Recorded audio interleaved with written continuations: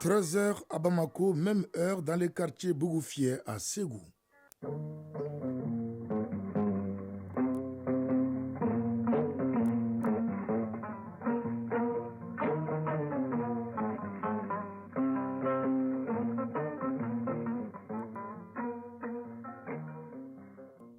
Le journal, Cheikh Oumar Sangaré. Agir avec efficacité et synergie dans la lutte contre les MTN, entendez par là, maladies tropicales négligées, c'est le message fort du ministre en charge de la Santé. L'appel s'inscrit dans le cadre de la célébration de la Journée mondiale des maladies tropicales négligées. Thème choisi, agir maintenant, agir ensemble, investir sur les MTN. Journée de réflexion entre le CLE et d'autres structures stratégiques de contrôle des ressources publiques. La rencontre vise à valider l'étude pour l'élaboration d'une stratégie relative à l'implication des secteurs dans les activités de prévention et de lutte contre l'enrichissement illicite. En sport, nous parlerons de la Coupe d'Afrique des Nations de moins de 17 ans, notamment de la conférence de presse d'information prévue au stade Nelson Mandela d'Alger et du séjour chez nous au Mali d'une délégation de la FIFA. Voilà pour les sommaires. Merci à vous de nous recevoir chez vous. Bonjour et bienvenue. Série d'audience hier à la primature, le Premier ministre a reçu successivement le bureau du Conseil national du patronat et une délégation des participants à la conférence des postes des États de l'Afrique de l'Ouest CPAO, le bureau du barreau des avocats et le cinéaste Souleymane Sissi. Le compte rendu de cette audience est signé à Lucien Touré. Le Conseil national du patronat et titres corporation qui œuvre fortement pour la relance de notre économie. Le président de cette organisation a exposé devant le Premier ministre les démarches qui sont celles de sa corporation. Mossadegh Bali, président du Conseil national du patronat. C'est une visite de courtoisie pour présenter ce nouveau bureau, sa mission, sa vision, sa stratégie pendant ce quinquennat qui nous a été confié par les groupements professionnels. Donc nous avons échangé sur nos préoccupations, notamment les facteurs de production, l'énergie, les ressources humaines, sur la fiscalité, sur le financement, sur la stabilité sécuritaire et institutionnelle. Toutes ces préoccupations qui font qu'un investisseur, qu'il soit étranger ou qu'il soit malien, décide d'investir ou pas dans le pays. Le secrétaire exécutif du CPAO, à la tête d'une délégation de participants à la conférence des postes de l'Afrique de l'Ouest tenue à Bamako, est venu remercier les autorités et livrer un compte-rendu du déroulement de ce regroupement.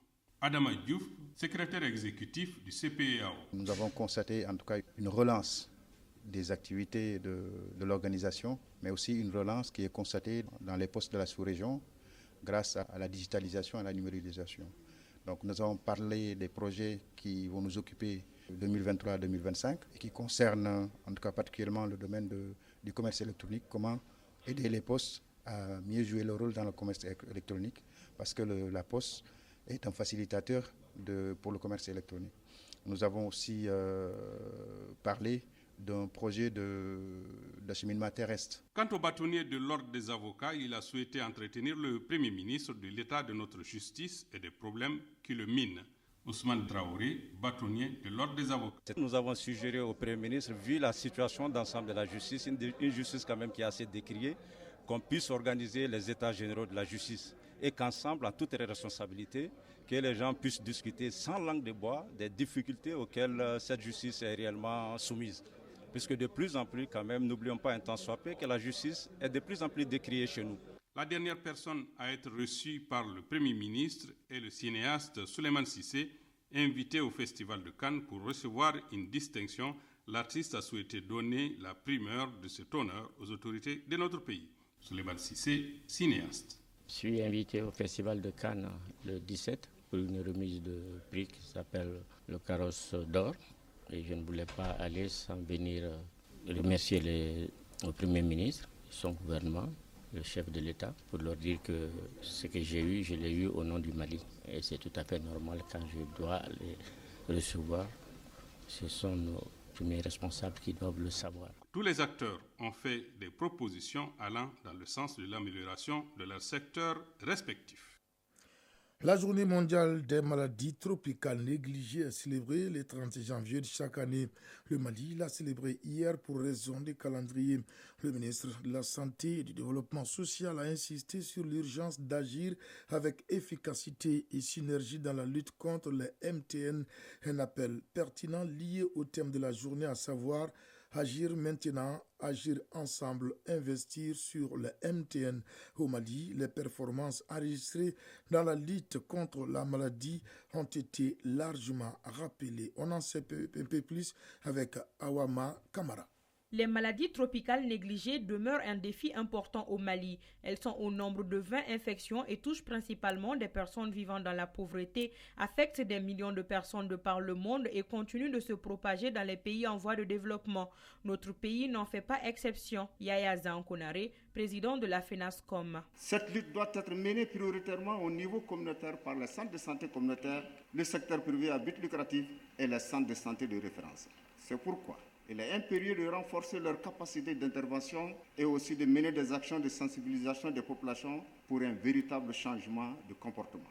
Une autre contrainte est la répartition inadéquate du personnel de santé qui reste majoritairement concentré dans les grandes agglomérations. L'événement est célébré cette année autour du thème « Agissons maintenant, agissons ensemble, investissons pour vaincre les maladies tropicales négligées ». Des progrès considérables sont réalisés pour que ces maladies appartiennent au passé. Dr José Kivula, chargé renforcement du système de santé à l'OMS. C'est ici que je saisis cette opportunité pour féliciter de vive voix l'engagement soutenu du ministère de la Santé et du Développement social, magnifié entre autres par les avancées vers l'éradication du ver de Guinée, de l'onchocercose, de l'élimination du trachome et des schistosomiases. Et bientôt, nous allons, pour le cas de la filariose lymphatique, conclure les dossiers en voie de son élimination au Mali. Djemini Sangare, ministre de la Santé et du Développement social. Ces maladies peuvent frapper tous les jours, à chaque seconde, chaque minute, n'importe où, n'importe qui. Donc nous ne devons pas nous lasser de parler de ces maladies, qu'elles soient négligées ou pas. Ces maladies existent, donc soyez rassurés que nous sommes en train de travailler sur ça. Mettre fin au MTN est une porte d'entrée à la couverture sanitaire universelle. L'OCLEI, l'Office central de lutte contre l'enrichissement illicite, dans sa mission de bonne gouvernance et de transparence des ressources de l'État, a organisé une journée de réflexion avec d'autres structures stratégiques de contrôle des ressources publiques. La rencontre d'échange s'est déroulée autour de la validation de l'étude pour l'élaboration d'une stratégie relative à l'implication des secteurs dans les activités de prévention et de lutte contre l'enrichissement illicite. Le point avec Aridou Matina. L'Office central de lutte contre l'enrichissement illicite dans la dynamique d'assurer les fonctions d'outils d'amélioration de la gouvernance publique organise régulièrement des rencontres d'échange avec d'autres structures stratégiques en vue de parvenir à l'atteinte de ces objectifs de transparence et de bonne gestion des ressources publiques. La présente activité initiée par l'OCLEI est la validation de l'étude pour l'élaboration d'une stratégie de mise en œuvre de l'article 9 portant organisation et modalités du fonctionnement de l'Office relatif à l'implication des secteurs dans les activités de prévention et de lutte contre l'enrichissement illicite. Oumar Dambélé, représentant le président de l'OCLEI. Depuis près de 6 mois, l'OCLEI a engagé une réflexion pour l'élaboration d'une stratégie d'opérationnalisation des dispositions de cet article. La lutte contre la corruption et l'enrichissement illicite ne peut pas être l'affaire d'une seule personne, d'une seule organisation, d'une seule institution. C'est un combat commun à l'ensemble des citoyens et des organisations et des institutions qui sont en charge de la gouvernance du pays. Outre les membres et chefs des services de l'OCLEI, d'autres structures de contrôle et de vérification qui œuvrent inlassablement pour la promotion de la bonne gouvernance ont aussi participé à la rencontre. Le ministre des Affaires religieuses, du culte et des coutumes annonce au nom du Premier ministre et du président de la transition l'arrivée à bord du Royal Air Maroc en provenance de la France, de la dépouille de Dramane Niaré, patriarche des Niaré du Mali et des familles fondatrices de Bamako le samedi à 1h du matin à l'aéroport international Modibo Keïta de Bamako. Par la même occasion, informe du déroulement des obsèques le dimanche 30 avril à 16h30. Les agences de communication, Créacom et la Différence Communication organisent du 7 au 10 juin prochain à Bamako le Salon des médias du Mali. Cette deuxième édition est placée sous le thème « La presse à l'ère du digital, défis et enjeux ». En prélude à l'événement, les organisateurs du salon ont animé ce jeudi un point de presse pour dévoiler le programme d'activité. La particularité de l'édition 2023 est la participation des médias des pays voisins. Le compte-rendu est signé Sokona Kamisoko. Le paysage médiatique malien connaît ces dernières années une véritable explosion. Preuve, on dénombre plus de 500 radios, des télévisions, une centaine de journaux sans compter la presse en ligne. Une floraison de médias qui n'est pas sans difficulté. C'est pour faire face justement à ces difficultés que se tient le Salon des médias du Mali. Le salon, qui est à sa deuxième édition, prévoit d'importantes activités. Issa Kabasidibé, président de la commission d'organisation du Salon des médias du Mali. Le premier volet, c'est l'exposition des organes des médias. Le second volet, c'est les conférences débats que les modernes appellent aujourd'hui les panels.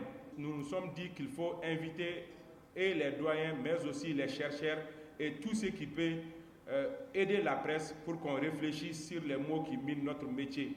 Le troisième volet du Salon des médias, c'est la formation, que nous allons appeler l'école du salon, en raison de 15 jeunes des web TV et 15 jeunes de la radio. Tout cela sera couronné par une nuit appelée la nuit des médias, où des récompenses vont être données. Le thème retenu pour cette deuxième édition du Salon des médias du Mali est « La presse à l'ère du digital, défis et enjeux ».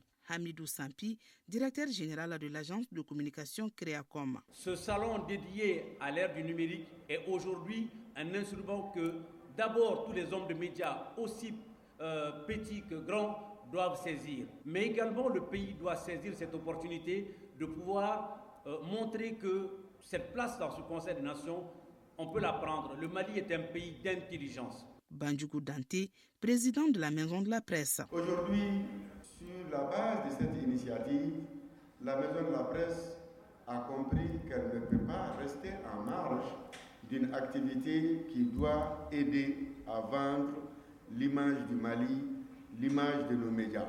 Organisé par les agences de communication Créacom et la Différence Communication, le Salon des médias du Mali verra cette année la participation des pays voisins, notamment la Guinée-Conakry, le Sénégal, le Niger et le Burkina Faso, ce qui constitue la particularité de l'édition 2023.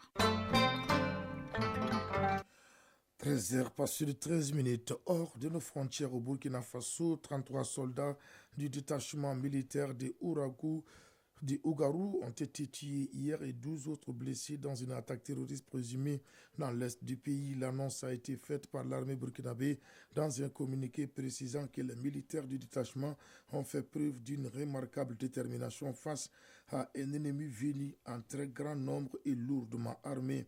L'armée affirme également qu'ils ont ainsi réussi à neutraliser au moins 40 terroristes avant l'arrivée des renforts. En Mauritanie, démarrage de la campagne pour les élections législatives régionales et municipales prévues le 13 mai prochain. 25 partis sont en liste pour élire 176 députés. Un premier test pour le président pour le parti El Insaf du président Mohamed Ould Ghazouani à un an de la présidentielle. C'est aussi l'occasion pour la Commission nationale indépendante de tester un mode de scrutin qui se veut plus représentatif encore que les autres années. En Côte d'Ivoire, après les RHDP et les PPACI, le Front populaire ivoirien FPI, dirigé par Pascal Affi-N'Guessa, a publié hier la liste de ses candidats pour les élections municipales et régionales du 2 septembre prochain. Ce parti d'opposition présente 30 candidats sur 31 conseillers régionaux que comptent le pays et 194 candidats pour les 201 communes. À noter la présence de 6 têtes de liste féminines pour les régionales et 11 candidates pour les élections municipales. En Turquie, la campagne pour les élections présidentielles et législatives du 14 mai prochain est ouverte au pouvoir. Depuis 20 ans, le président Recep Tayyip Erdogan est candidat à sa réélection. Âgé de 69 ans, il a participé hier par visioconférence à l'inauguration de la première centrale nucléaire du pays. Souffrant, le chef de l'État s'est donc exprimé en direct depuis le palais présidentiel à Ankara. Un coup dur pour Erdogan qui avait même initialement escompté la visite du président russe Vladimir Poutine. Cette visite avait été démentie par le Kremlin. De son côté, Poutine a salué l'inauguration de cette centrale construite par les géants russes Rosatom, un projet phare censé renforcer les relations entre les deux pays.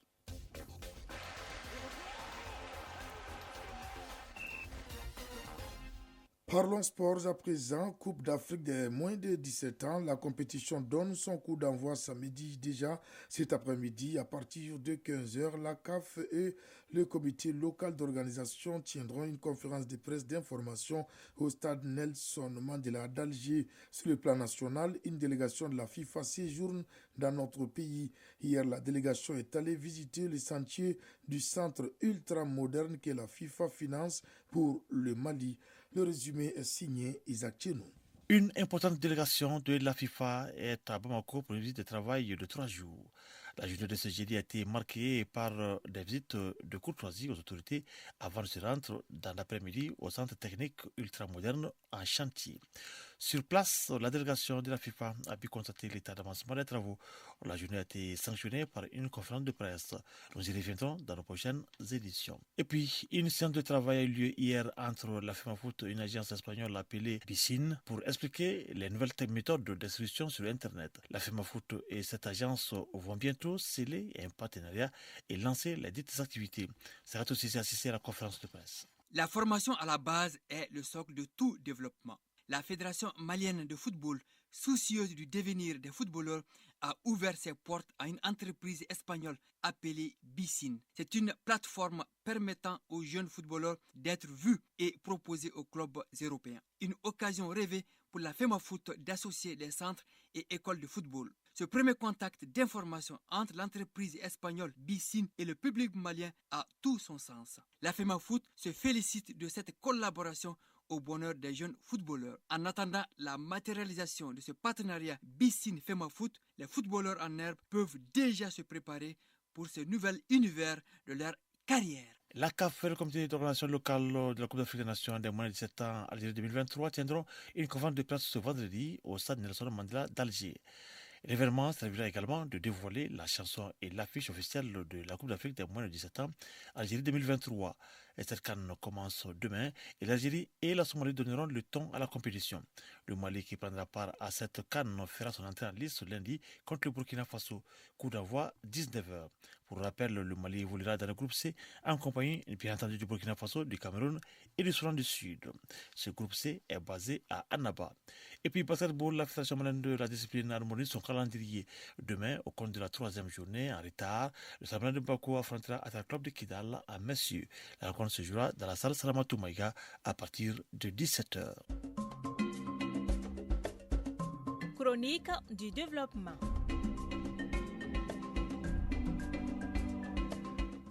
En marge des assemblées annuelles de la Banque mondiale et du FMI tenues à Washington aux États-Unis et en 6 mois d'avril, des discussions ont eu lieu sur l'état de l'économie mondiale et en particulier sur le développement de l'Afrique au sud du Sahara.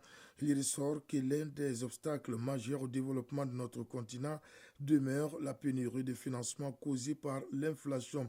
Aussi, la rencontre a pris des recommandations en vue d'accorder à l'Afrique plus de voix et de quote-part au sein de ces institutions.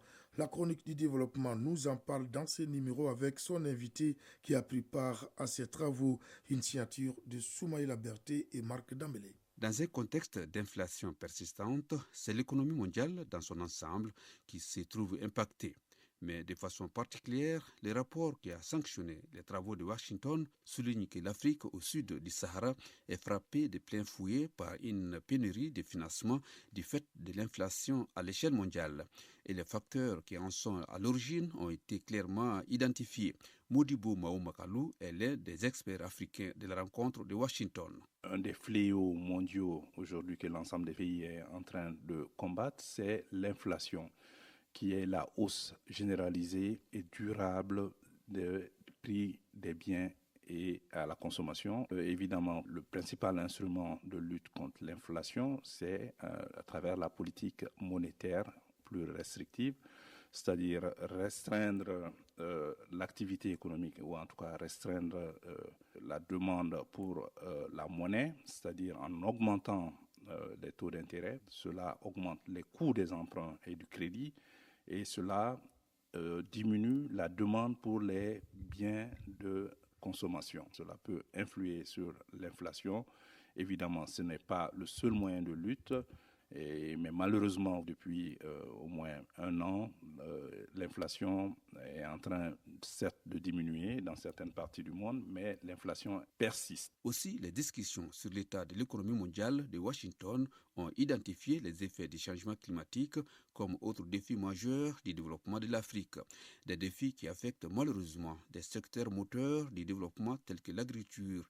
Modibo Maoumakalou. L'Afrique est responsable de moins de 5% des émissions des effets de gaz de serre. Mais l'Afrique est fortement impactée par les changements climatiques. Vous avez vu, la désertification avance, nous n'avons plus de saison. Mais surtout, ce qui me préoccupe au plus haut niveau, c'est surtout au niveau de développement rural. Vous savez que l'agriculture africaine est essentiellement pluviale. Ça veut dire que 90 à 95% de notre production agricole en Afrique dépend de la pluie. Donc cela veut dire qu'il faut trouver des moyens de résoudre ces défis et surtout que plus de 60% de la population africaine vit dans les zones rurales. Donc il faut aller vers l'irrigation, il faut innover davantage. À l'issue des travaux, des recommandations sur des réformes d'ordre politique et institutionnel ont été proposées. Des réformes pour que l'Afrique obtienne plus de voix, mais aussi des quotes-parts au niveau de certaines institutions des Nations Unies. Modibo Maoumakalou. Il y a eu des grandes discussions en ce moment par rapport aux institutions de Bretton Woods, qui sont essentiellement le Fonds monétaire international et la Banque mondiale, et la possibilité de les réformer, parce que pour qu'elles soient plus efficaces, plus souples et plus efficientes aussi. Parce que, vous savez, ces institutions ont été créées en juillet 1944, vers la fin de la Seconde Guerre mondiale, pour reconstruire essentiellement les pays européens et leur apporter l'assistance nécessaire. Mais l'année prochaine, ces institutions vont avoir 80 ans. Quelle est la part que l'Afrique occupe au sein de ces institutions en termes non seulement de voix, mais en termes aussi de quote-part? Très peu. Il s'agit de voir un peu comment l'Afrique peut être renforcée au niveau de l'inclusivité. Donc l'idée, ce serait quand même que l'Afrique fasse des propositions pertinente pour la réforme de ces institutions. Afin de remédier au déséquilibre macroéconomique de l'Afrique, dans ce contexte de contraintes financières, la rencontre a proposé 4 domaines d'action prioritaires. Il s'agit de rééquilibrer les comptes publics, de juguler l'inflation à travers une politique monétaire restrictive, de laisser le taux d'échange s'ajuster et enfin de veiller à ce que les actions climatiques ne soient pas financées au détriment des besoins élémentaires comme la santé et l'éducation. Je rappelle que le ministre des Affaires religieuses, du culte et des coutumes annonce au nom du Premier ministre et du président de la transition l'arrivée à bord du Royal Air Maroc en provenance de la France de la dépouille de Dramane Niaré, patriarche des Niaré du Mali et des familles fondatrices de Bamako le samedi à 1h du matin à l'aéroport international Modibo Keïta de Bamako. Par la même occasion, informe du déroulement des obsèques le dimanche 30 avril à 16h 30 minutes. 13h24, ce journal s'est fermé ainsi. Merci de l'avoir suivi. Présentation Cheikh Oumar Sangaré, mise en onde Bintou Traoré, réalisation dossier Babadjara, coordination Bourama Traoré. Bonne suite des programmes sur la radio africaine du Mali. Prenez bien soin de vous, car chaque jour est un cadeau de Dieu.